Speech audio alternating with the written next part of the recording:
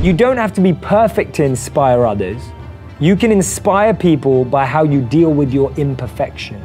The problem is if you always think you're ahead or behind, then you're always comparing yourself to others. Whereas if you're where you need to be, you now just need to get to the next place of where you want to be. The answers are within you, and they become more clearer as you become more silent, more still, and allow yourself to have that inner connection from your inner guide. Need motivation? Watch a Top 10 with Believe Nation. Top 10, I got a top 10. Got my motivation high for my top 10. Gotta learn from the wise women and men. All my life, like nah. For my top 10, top 10, nah. This one's for my top 10. Hey, it's Carmichael, and I make these videos because you are probably the most ambitious person in your circle, but you know you're capable of more, and you get that push by surrounding yourself with the best. So today, let's learn from one of the best, Jay Shetty, and my take on his top 10 rules to success. Enjoy. Okay, let's kick it off with rule number 1. Love yourself. And we talk a lot about today self-love and self-care, but I think, you know, a lot of that starts with self-awareness, which we know about, self-knowledge, but self-knowledge creates self-trust. And a lot of it's like learning to trust ourselves. And it's like, if I don't know what I love about myself, how am I ever going to trust myself? How am I going to trust that I have my best interest at heart? Yeah. And so asking yourself, what do you love? Rule number 2, learn to manage conflict. The number one skill that keeps relationships together is not date nights, it's not movie nights, it's not beautiful vacations. It's knowing how to fight. It's learning how to manage a conflict, because conflict is always going to be there.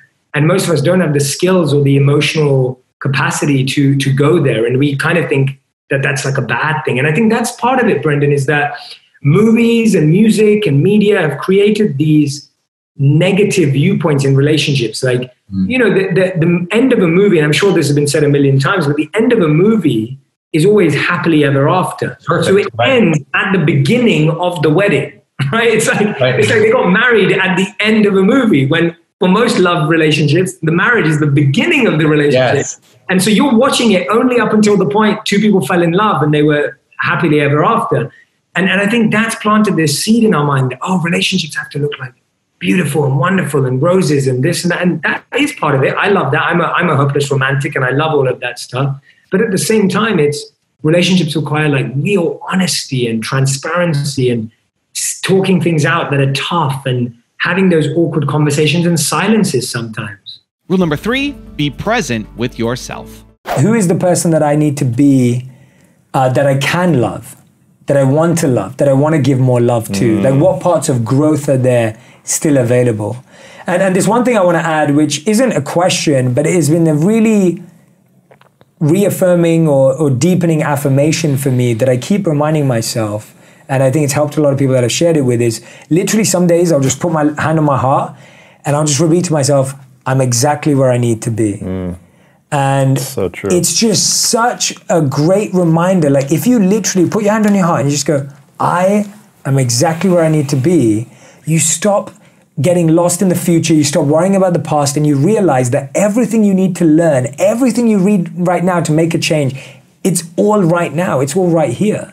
And so that's one of my favorite things to repeat. It's not a question, but it's more of a mantra saying. Correct, yeah. We're always feeling like we either feel like we're ahead, we feel like, oh, I'm doing better than everyone, I'm kind of like winning the game, or more often we feel behind, where we feel like, oh, they just got promoted. Oh, they just, they got proposed to. Whatever it is, like we're always feeling they ahead. They had their first child or whatever. They had their first child. They bought their first house, whatever it is. And we're always feeling ahead or behind. And so when you say to yourself, I'm exactly where I need to be, you realize you're not ahead or behind. And the problem is, if you always think you're ahead or behind, then you're always comparing yourself to others. Whereas if you're where you need to be, you now just need to get to the next place of where you want to be. Yeah. And also, you only get ahead of yourself by first being present with yourself. Rule number 4, integrate passion and purpose. Adam Grant says in his book, Give and Take, I definitely recommend reading it. It's a great read. Adam Grant, Give and Take. He talks about integrating your interests and skills with the needs of others. we start bringing those two things together. I often say your passion is for you, your purpose is for others. He talks about the need for integrating your interests and skills with the needs of others, right? Selfless giving in the absence of self-preservation becomes overwhelming. Just focus on that for a moment. Selfless giving in the absence of self-preservation becomes overwhelming. So those are the two areas. If you want to be a giver, you've got to preserve yourself. You've got to refuel yourself. You've got to focus on yourself too. But that's the difference. The motivation for fueling yourself is so that you can give. That's what it means to do something for nothing, is that you're constantly refueling, re-energizing, preserving, growing, evolving, becoming stronger, becoming better, so that you can give, so that you can serve, so that you can be generous. That's when we start activating our lives to become instruments of compassion. We start channeling a higher energy. We start channeling a greater meaning and purpose in our lives. And that's when what you do becomes infectious. People just meet you and they think, wow, like, what is it about you that I'm so connected to? What is it about you that I'm so attracted to? It's that infectious desire to want to make a difference in someone else's life rather than just be growing yourself. Hey everyone, I have been reading a bit from my friend's book, Evan Carmichael, Built to Serve, and I wanted to share this with you. So, according to a study by Carnegie Mellon University, people with supportive spouses are more likely to give themselves the chance to succeed. They studied 163 married couples and found that people with supportive spouses were more likely to take on potentially rewarding challenges. Those who accepted challenges experienced more personal growth, happiness, and psychological well-being. Now, I can truly say that I've experienced that in my life. When I first met my wife, I was just starting out. I had never released a video. I hadn't created any content, and she was such an important part of feeling supported on that journey. So whether you're in a relationship, whether you're dating, whether you're married, or even if you're single, being supported by friends and a strong community is important. Built to Serve by Evan Carmichael. Great book on how you can find your purpose and also on reminding us that we can all make a difference in the world. Thanks, Evan. Rule number 5, put your next step forward. When you look at material society and our world, we're always fixated on the output and the result and the goal. And the monk mindset is really focused on the input, the process, and the day-to-day habits and the now. And that's not me saying we shouldn't have goals. I have goals too. But what I'm saying is that often that part can seem very uncertain, right? Right now, it's hard to set goals. Results are uncertain and the future is uncertain. And the monk mindset actually starts from the back and goes, wait a minute, it's actually our input, our intention, our current process that creates the future that we need and want. And yes, there are everyday things like whether kids are going back to school, whether our jobs are coming back there. And, you know, me and Brendan were talking about this earlier, and Brendan has a fairly large company. I have a smaller company, but there's people that are dependent on me and families and things like that. And so when I think about all of that stuff, I realize that all I can get certain about is putting my next step forward. And I think it's kind of like when you're walking, you've become so comfortable walking, you don't even realize. But actually, all you're doing is putting your next step right. You can't think about what's going to happen in 100 steps' time because you haven't walked over the ground there. And you don't know how the ground is going to change. So for me, the monk mindset is, how do I just place this next step? Not perfectly, but how do I place this next step with my best intention, process, and habits possible? And what does that require? That requires me to be connected internally to my internal guide. And what does that require? It requires me to find that stillness and space so that I can actually listen. Rule number 6, connect things. 75% of people feel they're not living to their creative potential. 75% of us, it's huge. 3/4 of us believe that we're not tapping into our creative potential. Now, what does that mean? Does that mean that we don't have enough opportunities to be creative? Does that mean we're not creating opportunities to be creative? Creativity allows us to express ourselves. It allows us to bring out the fire in our soul that artistic nature, that ability to create that we all have inherently within us, and allows us to bring that out in a way that other people can appreciate it, that other people can value it. So creativity can change our relationships, it can spark inspiration, it can spark thought in everyday life. Great quote by Steve Jobs, where he said that creativity is simply connecting things. And he said that if you ask a creative person how they did something, they almost feel guilty because it just felt obvious. It feels easy because all they did was connect one dot to another dot, and that's what creativity is. If you look at technology today, even if you look at something like Facebook, we're all tuned in through Facebook. If you think of the word Facebook, Facebook started out as something that everyone would get at the end of their year in college or university, which would be a Facebook, a book of faces, right? That's one thing. Now the idea is, oh, now we can be online, let's connect that idea online, let's take it online. I've just shared a quote from Steve Jobs where he talked about creativity is just about connecting things. So Victor, if you want to escalate, if you want to make your ability to create exponential, you need to be creating or connecting more things. To connect more things, you need to expose yourself to more experiences, more people, more thought processes that often seemingly don't relate. When they did a study, Harvard researchers did a study on 3,000 executives over a period of 6 years, and they mapped what was the most #1 skill for the differentiator between innovators, creatives, and non-creatives. There was one thing that stood out. That one thing was associating, the ability to find associations, patterns, rhythms, symphonies, synergy in seemingly unrelated topics, ideas, opinions, and people. Epitome of that, Steve Jobs was able to make calligraphy relevant to designing computers. Rule number 7, don't take failure personally. I think one of my first things in failure is don't take it more personally than it actually is. And I'll give an example of that. When I was applying to 40 companies that all rejected me before an interview, all I was getting was an automated response saying your application will not go any further. I can't take that personally because they didn't meet me in person. They didn't have a interaction with me. They just saw my name. They saw I'd been a monk for 3 years. That resume is useless. I mean, what's your transferable skills? Like sitting in silence and stillness.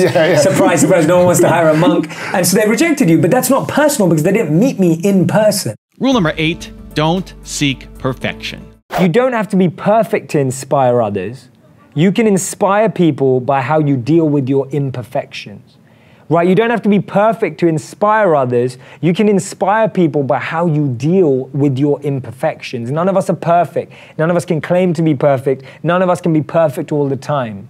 But the way we monitor, the way we grow, the way we evolve from our imperfections allows others to feel inspired. So you may be thinking, I want to do small acts of kindness. I want to help other people. I want to do something for nothing. But my worry is that I'm not perfect. I don't have everything. I'm not sure that I'm complete. I'm not sure I have anything to give. The truth is that anything you give in that example will have an impact. That's so much about doing something for nothing. That something doesn't have to be money. It doesn't have to be lots of money. It doesn't have to be lots of time. It just has to be love, right?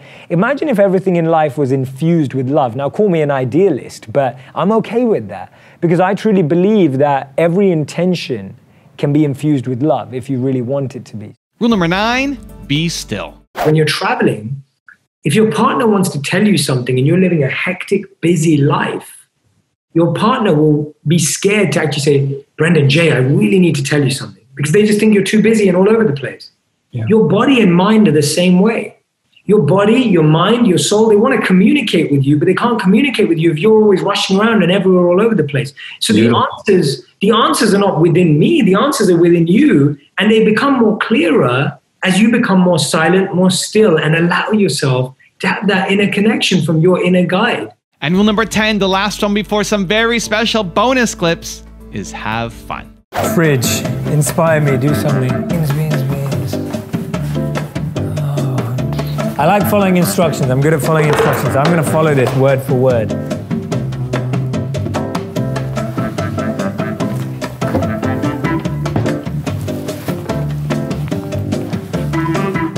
this still edible? I'm so glad I make videos for a living. Yeah, we've got peppers, we've got jalapenos, got this. Great.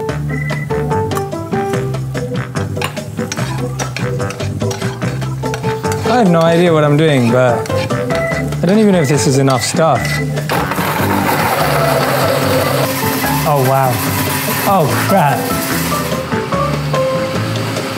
So there's a lot of new processes for me right now. There's using a blender, there's using an oven, there's using like whatever, like it's like black pepper.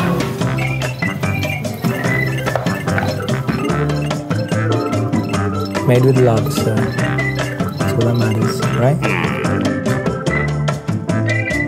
All right, going in. Radhi, lunch is ready. Okay, I'm so excited. So would you? Oh my gosh, you actually made the pepper. That looks so good. Oh my gosh, it's all actually, look how well you presented it. Try it. Okay, let me try it. It actually looks so well presented, like I am so impressed. Tomatoes, peppers, jalapenos. Genuinely, if I was making it, I'd want it to be this flavor. It tastes so good. Does it really? No, like actually tastes so good. Do you want to try some? Okay. Oh, wow. Tastes so good, isn't it? It really does. I'm well impressed. You did a great job. It was really good. I was not expecting it to taste that good. So now he's gonna cook me a meal every week. Give me a day off. Now I've got some special bonus clips that I think you're going to enjoy. But before that, it's time for the question of the day. I want to know, what was your single biggest takeaway from this video and your plan of action for the next week? When you just watch a video and you get motivated, the science says you have a 35% chance of actually following through. That's not good enough, Believe Nation. We need to take some action. But when you watch a video, you get motivated and you create a specific plan of action, that number jumps from 35% to 91% chance of you following through. And when you publicly commit to other people, like leaving a comment down in this video, your number jumps to 95% chance of you actually following through on the plan you set for yourself. So I want to know your single biggest takeaway from this video and your plan of action for the next week. Leave it down in the comments below so I can celebrate you. One of the ways of refueling is becoming conscious of where your energy is coming from. See, we're all getting gifts in life. We're all getting love in life. The funny thing is we're not conscious of where it's coming from. We're more conscious of where we're giving. We're more conscious about who we're giving to rather than who we're getting from. That's the first way. Recognize who is investing in you. The second thing is surround yourself by people that buzz you up. Surround yourself by people that excite you. One of the best ways is on this community right now. We've had 2,000 people online. We've had 1,000 people online. We get so many views. All of you, my biggest, greatest joy will be to see all of you connect and create social action groups, to create social impact groups, to create areas in your locality where you can go out together and make a difference in other people's lives. Connect with the other thousands of people that tune in every day to start making a difference. You may say, I don't know where they are in my community. I don't know where they are in my family. But they're online watching with you right now. These are all like-minded people. You're all here because you connect with doing something for nothing. You're all here for a purpose. And the third way of refueling is having your own personal meditation practice, having your own personal growth practice, the thing you go to that gives you sustenance, that gives you passion, that connecting with your why. We had Simon Sinek in here talking about it. We had Gabby talking about how the universe has your back. Finding where that is coming from, connecting with your why and your intention. This man began singing and playing the guitar at age 4. His parents didn't want him to watch too much television. He was banned from playing video games, but he had a lot of books about art. He didn't enjoy school and was even bullied at age 15. A year later, he decided to quit school and follow his dreams of making in the music industry. Now, things didn't go as planned. He ended up homeless, sleeping often on trains just to get by. This lasted for around 3 years where he had nowhere to live. He spent multiple nights and days performing to small groups, often without even eating. To his surprise, some of his tracks went viral on iTunes, even reaching the #2 spot on the iTunes chart. By the end of the year, his album had sold 801,000 copies, making it the 8th best-selling album of the year. His latest song was one of the most listened to worldwide. His name? Ed Sheeran. Today, he's mentored by Elton John. Paul McCartney says that he's a fan. He's even written songs for Taylor Swift, One Direction, and many, many more. Ed's story teaches us that there's no such thing as an overnight success. He was so shocked and surprised when his album went viral online, but when you look at the struggle before that, you see the pain he had to go through. Often we only view people's success as what we see in their highlight reel, and we forget what they actually had to go through to get to that stage. And that's why the next time you see someone that you think is successful, don't focus on what they're doing now. Focus on what they did to get there. So every morning I sit and I look at my intentions to do anything. So whether there's a new deal on the table, or there's a speaking gig that I've been invited to do, or whatever it may be. And in your life, it can be anything, whether you're starting a new business, you're writing a book, it may even just be an Instagram post for whatever it is. And I look at whatever my options are, and I ask myself, which ones of these is a seed and which ones of these is a weed?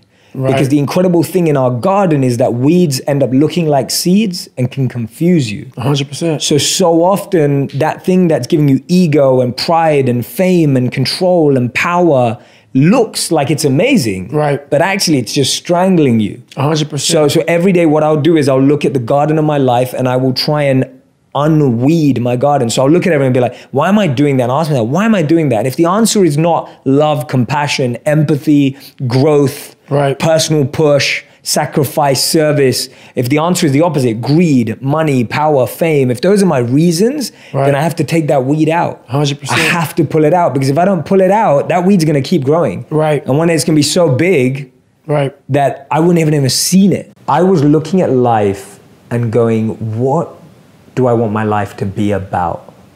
And I saw successful people who were depressed, I saw rich people who were sad, and I saw famous people who in the end had to find a new way of getting happy.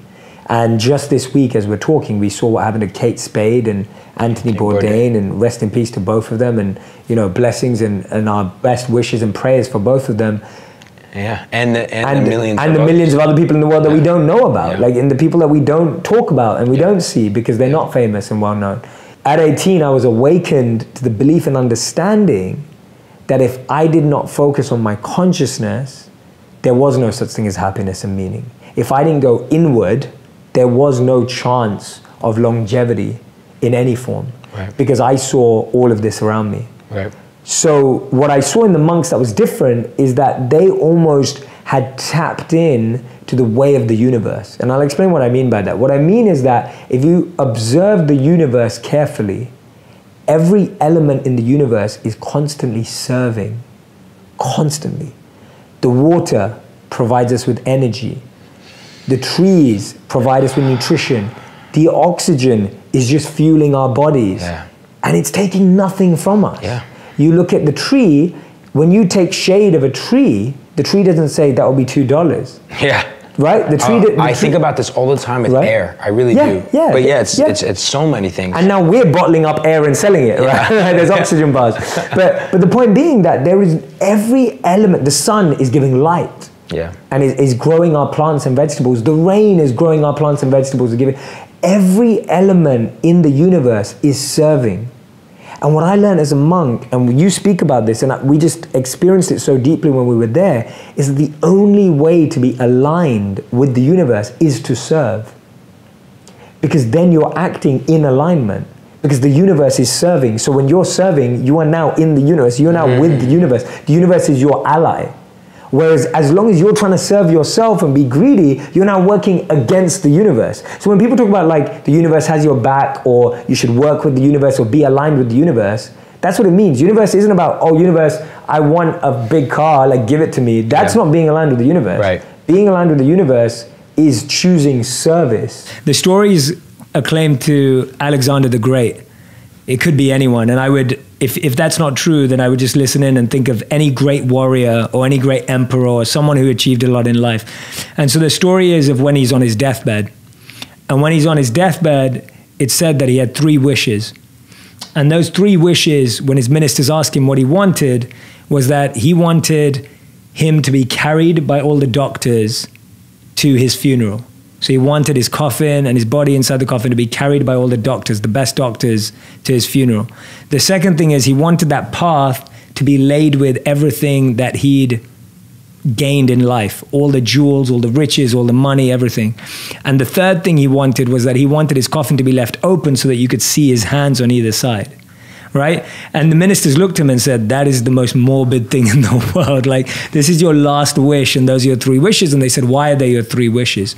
And Alexander the Great explained, he said that I want the best doctors in the world to carry my body because I want the world to see that even the best doctors in the world can't save you from death. He said, I want the path to my funeral to be laid with everything I've gained to show people that you can't take anything with you. And he said, I want my hands to be outside of the coffin to show that we come into this world empty-handed and we leave this world empty-handed.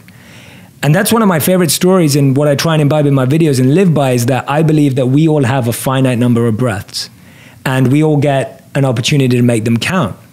And there's a beautiful thought by Maya Angelou where she said, people will forget what you did, people will forget what you said, but people will never forget how you made them feel. And for me, that's what we've got. All of us have this limited amount of time, and all that's going to be remembered is how we made people feel. And so for me, my videos are all about how am I making people feel. If I can give people a feel of self-worth, a sense of personal growth, a sense of confidence, a sense of self-esteem, whatever it may be, I want to use my living time doing that. It's incredible the amount of individuals, institutions, businesses that have absolutely been destroyed overnight because people at the top believed that the way they've done it for decades is the way that they should build the future. Do it again. Remember, you can't get anywhere new if you're always doing the old. It's just not possible. One of my favorite examples is about this company that had the biggest market share. They had this opportunity to buy an upcoming business. That business at the time was valued at around $50 million.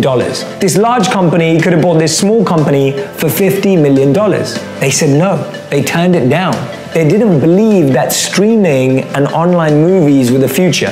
That big company was Blockbuster, and that little company was Netflix. It's incredible now where we live in a world where Netflix is valued at tens of billions of dollars and Blockbuster doesn't even exist anymore. It's incredible how many individuals, institutions, and businesses have had to completely shift, transform, transition, and reinvent, redefine, and recreate themselves to remain relevant. And this is a great message for all of us. We don't have to change who we are, but we have to redefine, reinvent, and recreate our focus, our skills, our priorities, our abilities. We always have to recognize how what we have is relevant for the modern world and all the new challenges that come with it. If we choose to innovate and disrupt ourselves, we can never be disrupted. If we choose to challenge and experiment and test and try new things, then there's no one else who can do that for us. Because most of us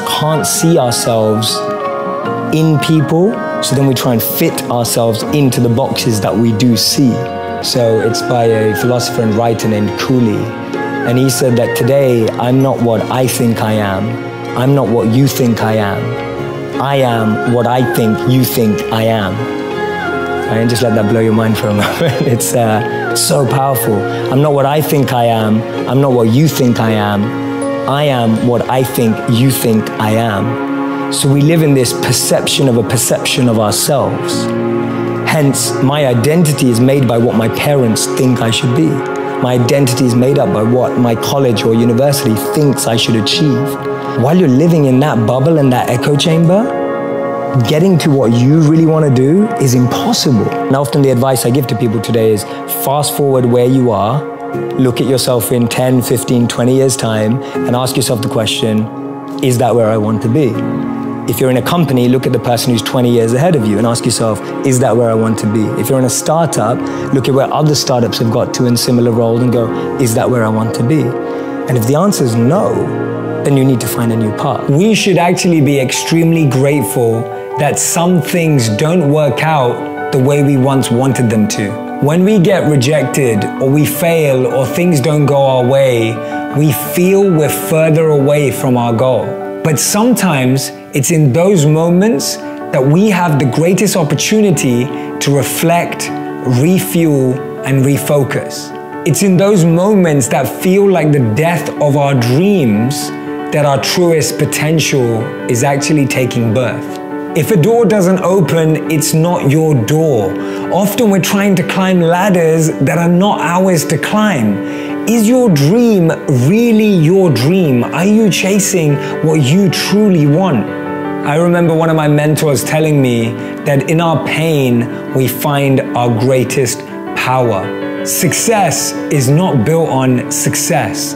It's built on failure. It's built on frustration. It's built on fears that you have to overcome.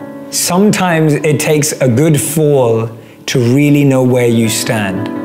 Every time we think we're being rejected from something good, remember, we're just being redirected to something better. What are people not understanding about video?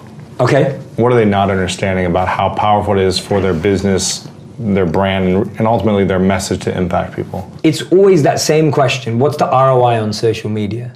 Right? What's the ROI? Now, the funny thing is, your business, work, and service, my business, work, and service literally lives off of social media. So there's obviously an ROI. But the problem is we live in a world where we want everything to be measurable.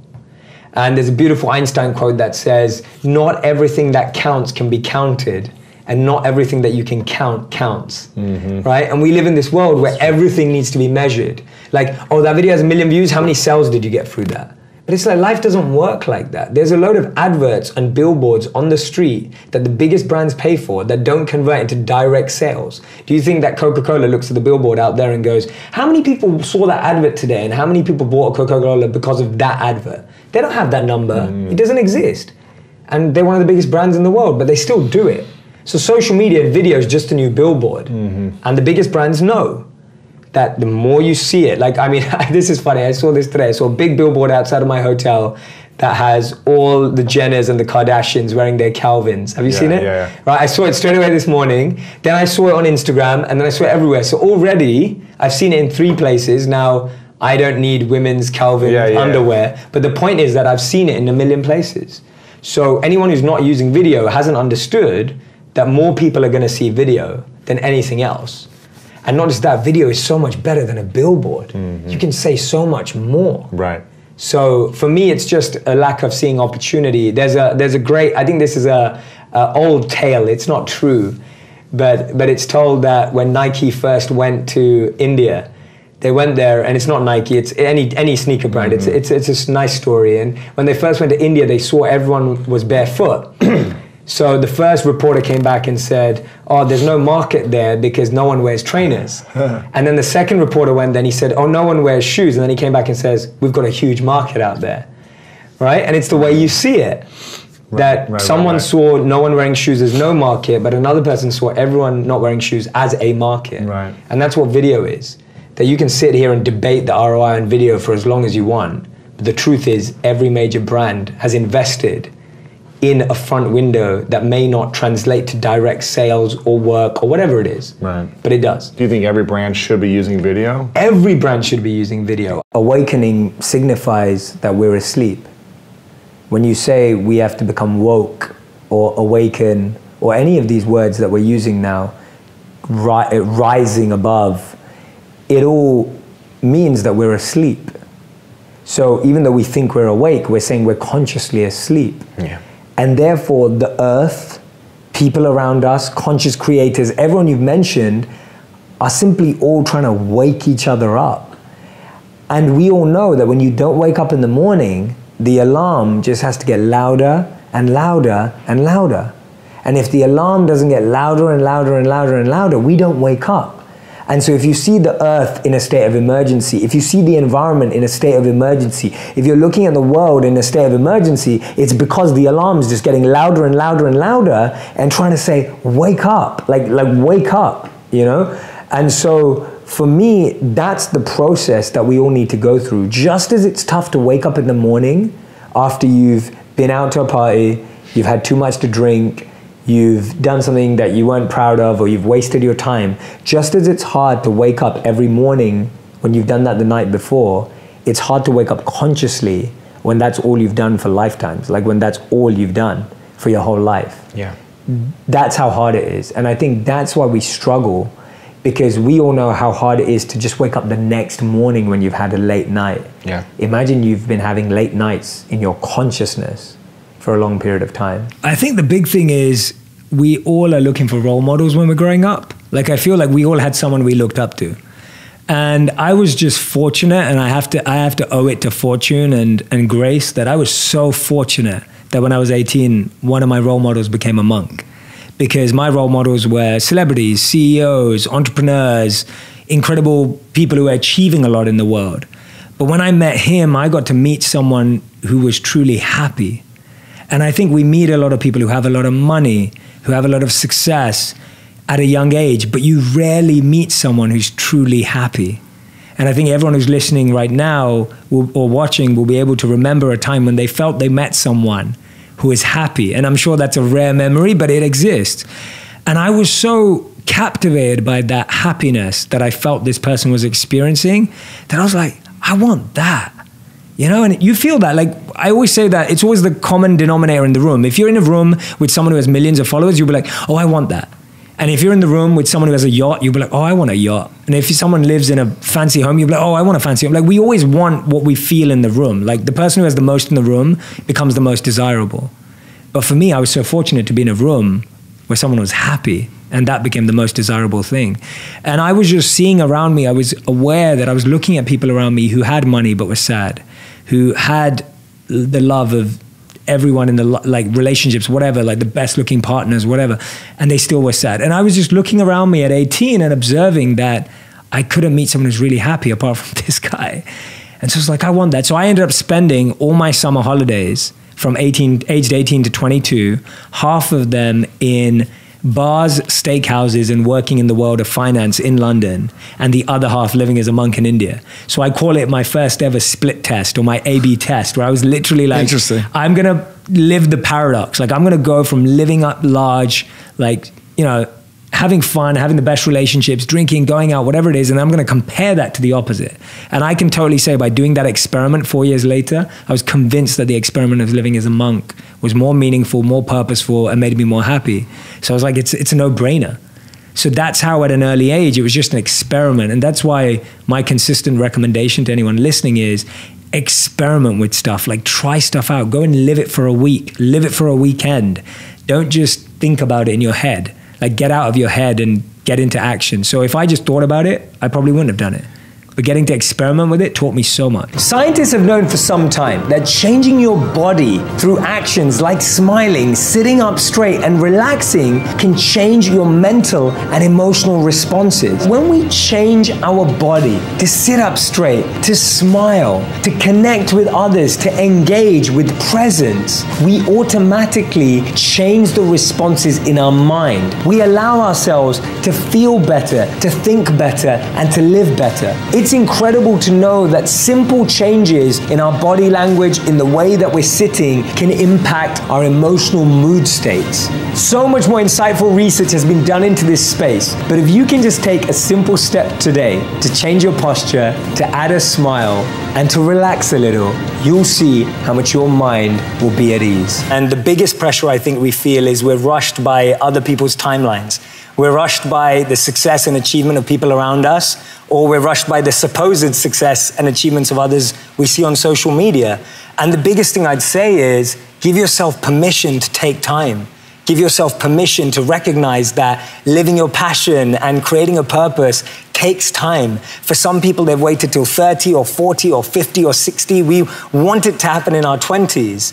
but your best years are yet to come. I'm almost 30 and I don't feel like I've accomplished anything in life. I made a promise to myself while I was at university that I would get a job that excites me every morning. But right now I'm afraid I'm not going in that direction. That note was written by a young person. And when I read it, my heart sank. I felt that way because I know so many people that are in that exact position. I remember when I decided to trade my 9-to-5 for a 24/7, it was because I wanted to do something that was meaningful every day. I wanted to do something that was purposeful and fulfilling from the moment I woke up to the moment I went to sleep. The one thing I didn't know before I started is how achievable that was, but also what it required. When I transitioned from my 9-to-5, or actually my 9-to-9, to a 24/7, I realized that I was going to have to work harder, smarter, and faster. And that step was full of fear, full of anxiety, full of insecurity, full of questions like, what will happen if it doesn't work?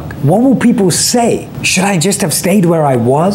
I went through all of those emotions all at the same time, and then something came to me. I wrote down the various options that I had in life at the time, and I wrote a word above them that I believe summarized the experience or the result of what I thought that would give me. Some of them said ego, because I thought those career paths would give me a boost to my ego. Some said security, because there were certain roles or jobs I could take that would provide a certain level of financial security. And then one path said the word love, because I knew if I did that I would love every moment, even if it was truly challenging and sometimes really difficult to deal with. And that's why I'm here today making this video, speaking to all of you, because I chose the path that had the word love above it. Try that exercise, try that activity out to try and differentiate the motive, the intention behind what you're choosing and selecting in life. Now, just because you choose the word love doesn't mean that everything's going to be smooth sailing and that you're going to be successful. It's going to have its own ups and downs. And that's why wherever you go with your heart, take your head with you. We're so lost in these false identities. Right. In the same way as the body's one identity,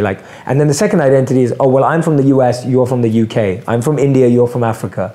That's one other identity. It's another layer we've added to ourselves. Then another one is, I'm from this city. Like, rep my city, right? Like, I'm representing my city. I'm New York versus Chicago versus London versus whatever. And then beyond that, it's like my sports team. Right. And then beyond that, it's like my family. Now it's social media. Yes, now it's social media. It's my following, my this.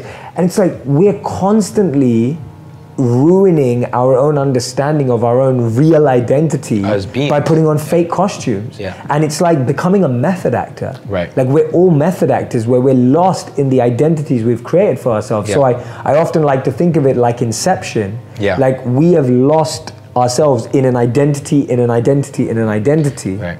Like that, which I think you have talked about this before, that perception of a perception. Correct. Yeah, one of my favorite quotes from Cooley is, I'm not what I think I am not what you think I am what I think you think I am. And we lose ourselves in that. Yeah. But I want us to almost like be pulled back. It's like falling down a well and like being so deep, or falling into the ocean and being so lost deep, and you need someone to come and pull you out. You seem to be someone with great confidence and wisdom at your young age. And I wonder, are there moments when you doubt yourself, when you think, well, this isn't right, or am I doing the right thing, or am I creating the right message today? Hugely. And I think that that's a practice that I hope I never lose, because I think that's the practice that makes you want to learn more. It makes you want to refine your message, and it also stops you from putting out content for pressure. So I think we live in a world, especially on social media, where there's such a pressure to put out content at volume and to keep up with everyone else's videos and numbers going up and views. And for me, that checking system that you just spoke about, that's what helps me step back and go, do I really believe this? Or did it just sound good for a moment? So I hope I always keep that doubt. I find it as a valuable tool. And I'm always going around in that process. I had that recently where I got offered book deals from everywhere I could have ever dreamed of after my first video went viral.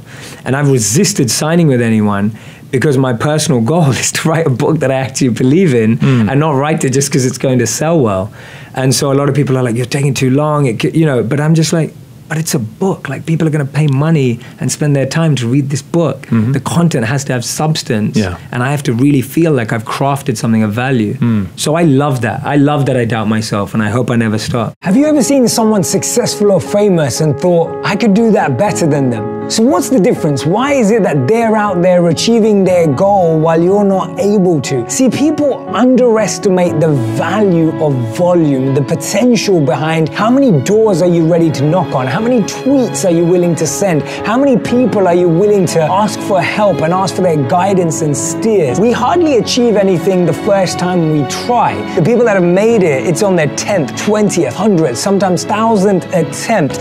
So don't underestimate the power of volume. Don't underestimate what's possible when you go out there and speak to everyone that you know. We spend over 47% of our time when we're browsing the internet or on our mobile phones procrastinating, and we check our phones around 86 times per day. Put your hand up if you check it more than that.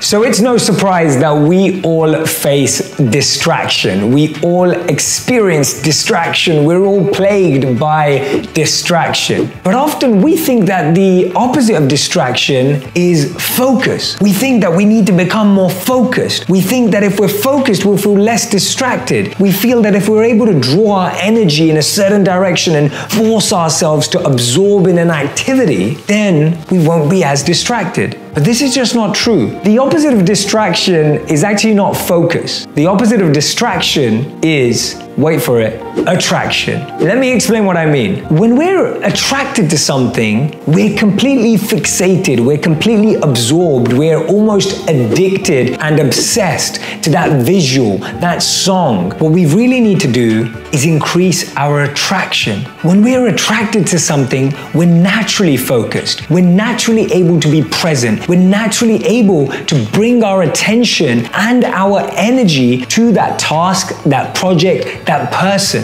When we're distracted and don't have that attraction, we're naturally all over the place. We end up feeling lost, confused, and end up procrastinating. As you can see, we are procrastinating and distracting others. So now I know what you're thinking. How do you get attracted to things that you're not attracted to? We all have things in life that we love to do, and we all have things in life that we have to do. Let's take the example of your job. It's something that you have to do. It's something that you may not be attracted to. When you ask yourself, why do I go to my job? Maybe the answer is, it pays my bills. Maybe the answer is, it allows me to take care of my family. Maybe you studied for years and feel that your job at least engages you for that. Whichever one your answer is, that starts providing some value to why you do that activity. When you know that, you recognize that you're attracted to be there because it serves a particular purpose. You start becoming attracted because whenever your mind says to you, I'm bored, I'm distracted, I'm unfocused, you say, no, I'm here because it puts food on the table. I'm here because it pays my bills and takes care of my family. I'm here because I studied and worked hard for this. You're able to increase your attraction to even the things you're totally unfocused on. Now, if you found yourself distracted or unfocused for too long, that definitely can mean that you need to find more meaningful, fulfilling work. But no matter what you do, no matter how much you chase your passion and live your purpose, there will still be things you have to do on a daily basis that you don't find interesting. And naturally, you will feel unfocused and distracted. For that, ask yourself this question. Why am I here? Or why am I doing this? And you'll find the mind will start to become attracted to that activity, task, or even that person. Steve Jobs said that you should never start a company with the goal of getting rich. It should be about starting a company to make something you believe in. We should dream to make a difference, break down boundaries, build beyond borders, and ignite ideas to innovate incessantly and create for people what they can never conjure up themselves. Henry Ford said that if I had asked people what they wanted, they would have said faster horses. And that's the beauty of going beyond wanting money and going beyond wanting fame and going beyond wanting power, that you actually craft something that evolves people's daily lives, that you actually create something that enhances someone's human experience.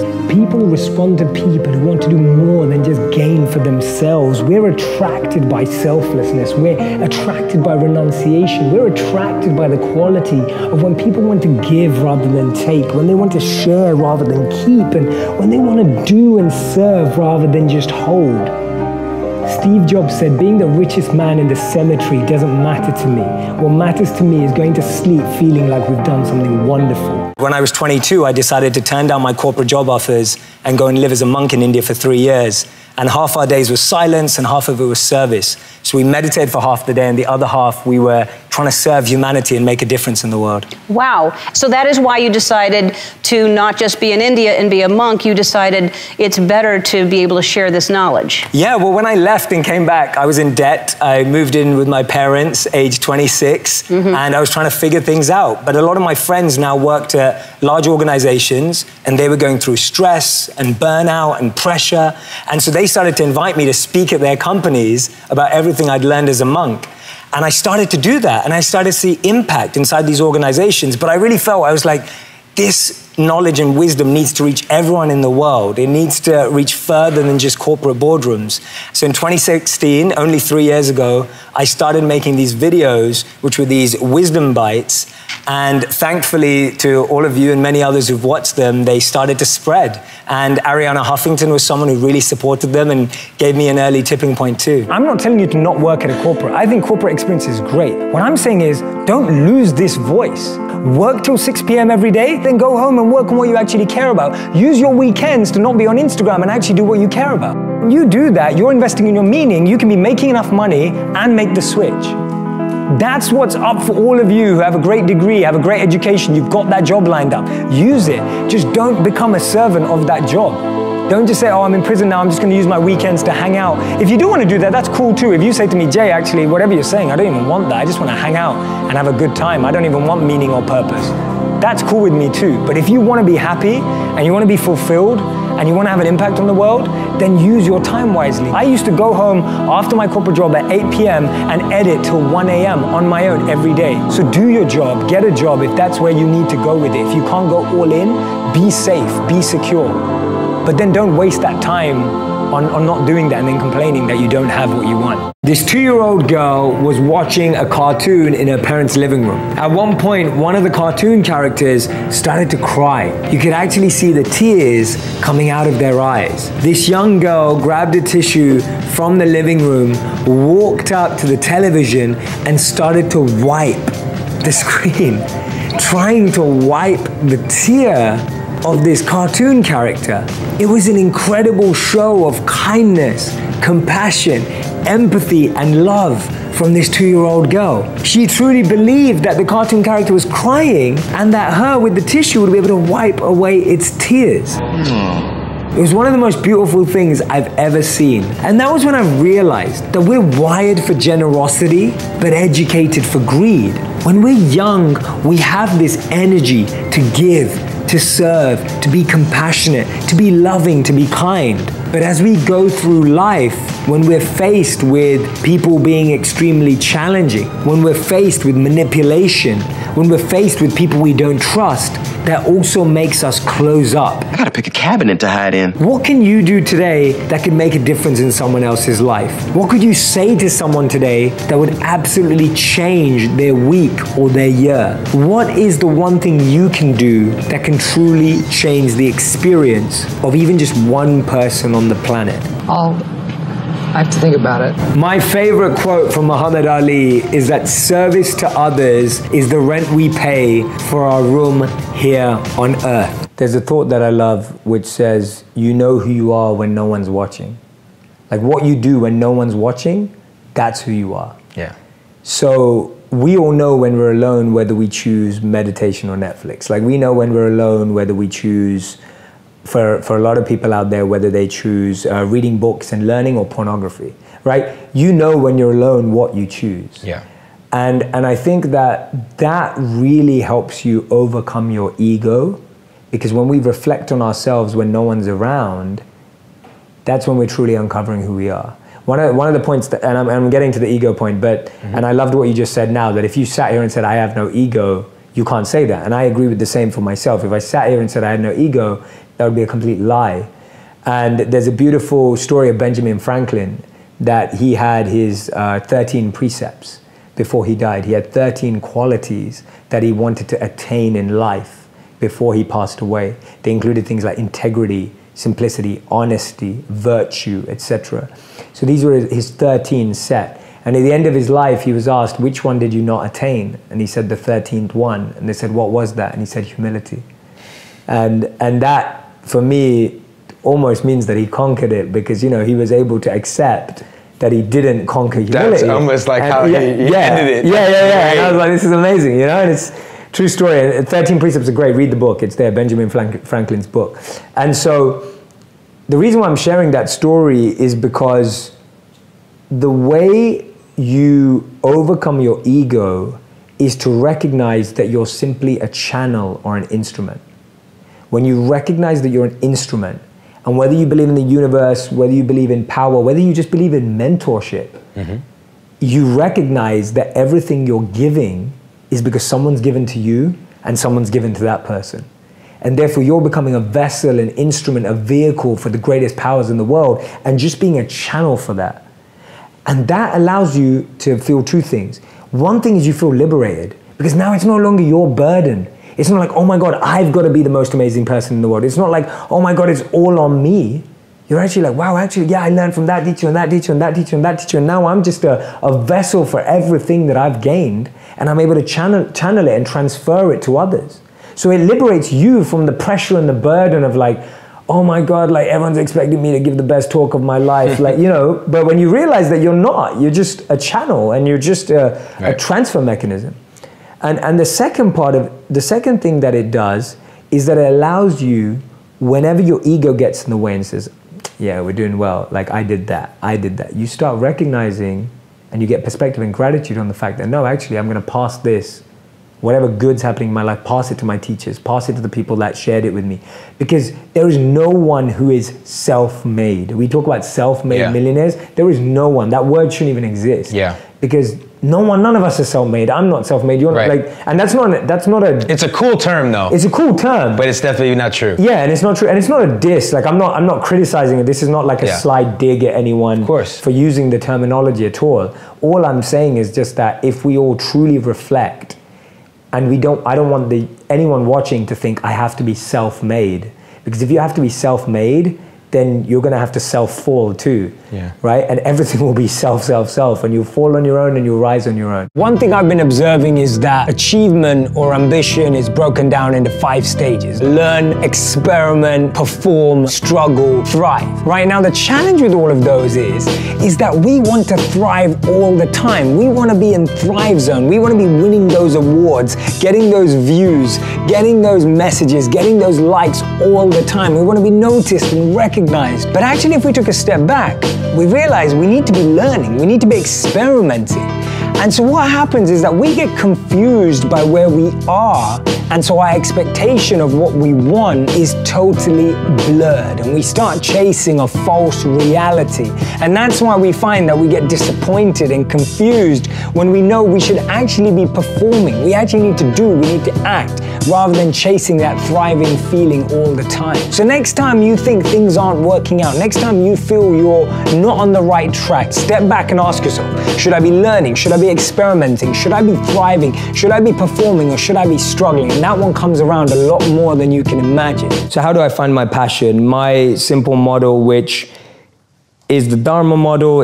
Dharma means eternal duty in the Vedic tradition. It's very similar to what Ikigai is being spoken about today, which is a Japanese version of reason for being. Why do we live? Where is meaning coming from? And it talks about an intersect of 4 areas. What am I good at? What do I love? What does the world need? And how do I get paid for it?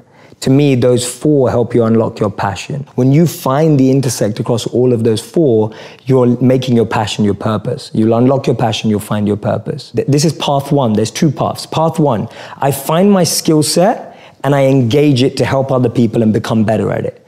So I'm becoming better at what I'm good at, and I'm using it to help other people because I'm aware of what I'm quite good at. And I know what knowledge I have, what skills I have. I have some self-awareness. The other path that people often miss is actually I just start serving people. I just start helping people, and I start to notice what I enjoy about that and what I'm good at helping people with. So that's Gandhi's part. Gandhi said that you find yourself when you lose yourself in the service of others. So for me, those are the 2 paths of how do I find my passion. and finding the intersect between those 4 areas. Are you a motivational speaker? Is that what you do? I like to call myself a storyteller because I feel what I'm trying to do is tell the stories that we all live. And I was just sharing with you earlier that I genuinely believe that the answers that people are looking for are inside of them, and I'm just helping people excavate and become archaeologists and kind of dig in and find that through them. So I don't call myself a motivational speaker because people may watch my videos and it may not be motivational. It may be reflective. It may be introspective. It may be insightful. It may be emotional. It may even take people to a place they don't want to go. So I love sharing my stories as a storyteller. Simply what I do is make wisdom go viral. I have this fascination with wisdom, insight, deep thought, and I believe that that wisdom belongs to each and every person on the planet. Yeah. And so my desire is to scale that through entertainment, through storytelling, through video, in a way that wisdom becomes accessible, relevant, and completely involved and engaged in people's daily life. First of all, you have to remind yourself that it's okay to feel the way you feel when you're going through a difficult time. It's okay to feel weak. It's okay to want to cry. It's okay to feel overwhelmed. Just reminding yourself that it's okay. This is my number one way of how to find strength in difficult times, is reminding yourself that the way you feel is okay. To honor that feeling, to accept that feeling, to actually be okay with that, what we see or what we perceive to be a weakness, or what we perceive to let us down, or what we perceive is a sign of, instability or insecurity. We've got to remind ourselves that when things are tough, it's okay to feel that way. There's nothing wrong with that. Any difficulty I go to, I look to moments in history where people have endured the same pain, if not more extreme, and analyze, absorb, and connect with how they got through it. I like to see what they were thinking. I like to see what they did. I like to see how they structured themselves. I like to look at how they organized. like to look at who they were speaking to. I like to look at what was going through their mind at that time, because you've got to remember that any challenge we're facing today, we've faced it before as humanity, right? Beyond ethnicities, beyond color, race, creed, beyond backgrounds, beyond all walks of life. As human beings, we've been through challenges before and we've got through them. And therefore, reconnecting with how that's been done before is a beautiful way of learning how to overcome current challenges. So you can either look at your past, but real wisdom lies in looking at the past of people who made a difference. You look at people like Martin Luther King, you look at people like Gandhi, you look at people who made world-changing differences, not single-handedly, but influenced from a single perspective, from a single point of view. I've said this quote many times, I've read it many times, and this quote actually is unbelievable. And the quote says that they thought they buried us, they didn't know we were seeds, right? It's a Mexican proverb. They thought they buried us, they didn't know we were seeds. And I was thinking, when you tell yourself that story, you start thinking much more differently. Right? A seed is buried too. It's incredible that the seed goes through the same process as anything else. It's put deep underground, right? All of this mud is put on top of it. It gets rained on, it gets snowed on, all these kind of things, but it knows that it's a seed. So it knows that it can grow, so that anything's possible. And it grows through, and you see even plants growing through concrete sometimes, right? It's unbelievable how much power a seed has. So changing the stories we tell ourselves, we can either look at challenging situations as opportunities for growth, as an opportunity to learn, as an opportunity to change, be the change, or we can look at them and really feel down. Now, that second part is okay. We can even feel like that, right? But we have to recognize it's not permanent.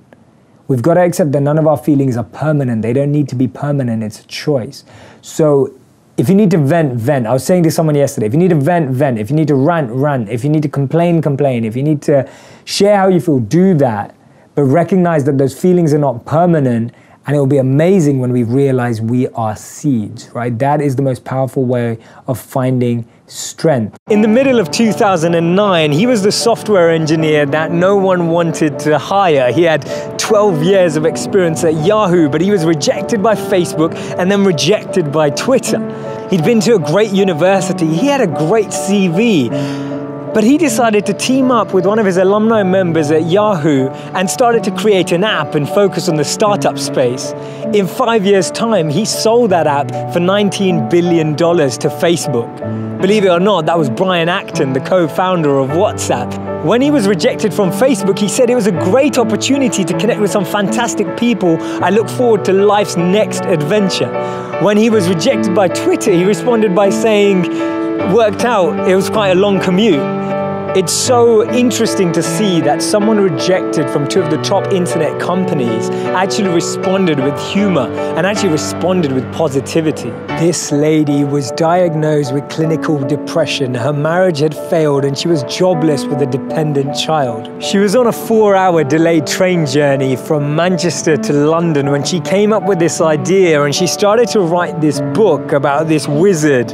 And as she started writing, she then finished her manuscript, took it to 12 publishers and was rejected by all 12. Believe it or not, that's J.K. Rowling. This man watched his first company crumble. He was a Harvard University dropout and his first company's demo didn't even work. He went on to build Microsoft. His name's Bill Gates. Therefore, failure is just a sign that we need to widen our scope. We need to be ready and build ourselves up for the next level. Actually, what we end up achieving is far greater than what we'd envisioned for ourselves. And this divine plan, this orchestration can't be happening without this intervention that occurs, because if we had it our way, we'd just settle, we'd just accept what we thought was our goal, what we thought we were chasing. But actually, I've noticed that when you don't get that, later down the line, you look back and you reflect and realize that what you've gained is so much greater. Failures are only failures when we don't learn from them, because when we learn from them, they become lessons, and we actually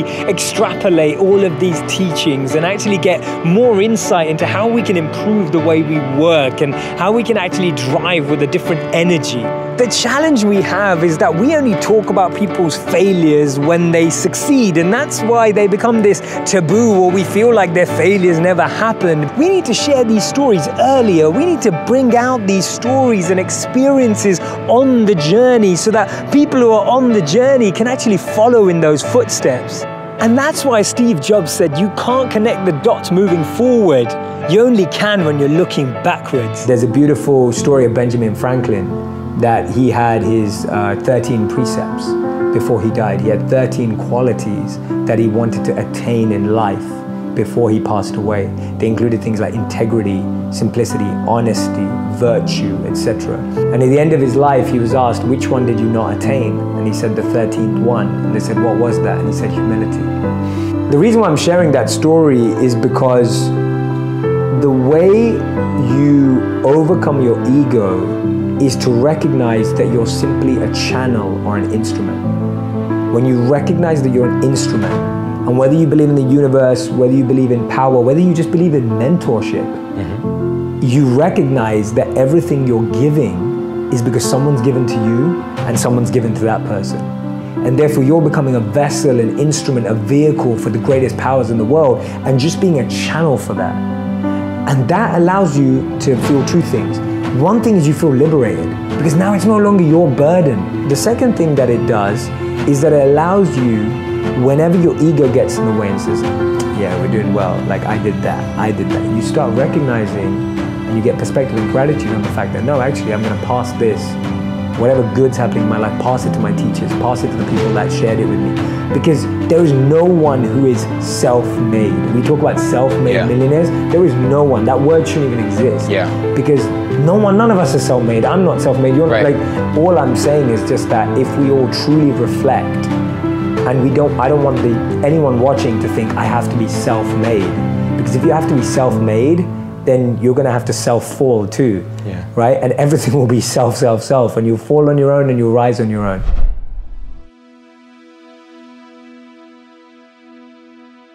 If you want even more Jay Shetty, check out the video right there next to me. I think you'll love it. Continue to believe, and I'll see you there. If while you're recording your podcast, if you're sitting there going, I hope this is going to be #1. This better be #1. I hope I sell more copies. I hope I sell more copies than this person who's launching at the same time, because that's the only way. Well, guess what?